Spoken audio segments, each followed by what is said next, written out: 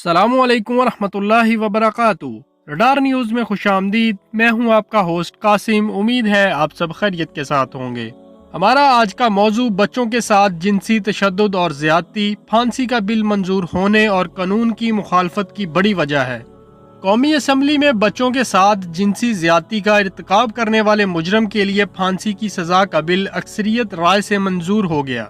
लेकिन अफसोसनाक अमर यह है कि हर बुराई, हर जुर्म, हर दहशतगर्दी, हर करप्शन और मुल्क दुश्मन सरगर्मी की खामोश पुष्पनाही करने वाली पीपल्स पार्टी ने इस बिल की मुखालफत की।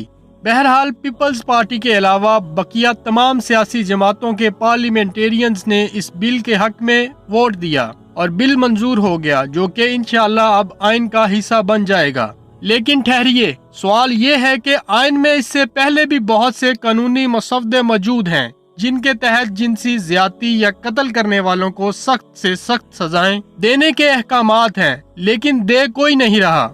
ऐसे भयानक जराइम के मुर्तकिब अफराद के लिए इबरतनाक सजाओं का इतलाक किया जाना भी सबसे अहम होता है। जितने मर्जी बिल पास करवा लें, थानों और अदालतों में बेगैरत और बेजमीर बैठे हैं जिनका किबला पैसा और रिश्वत है। जब तक आप इस निज़ाम को दुरुस्त नहीं करेंगे, जब तक पुलिस से सियासी दाग और असर रसूख नहीं हटाएंगे और जब तक पुलिस अपने फर्ज का मुजाहरा नहीं करेगी, तब तक मजलूम को इंसाफ नहीं मिलने वाला।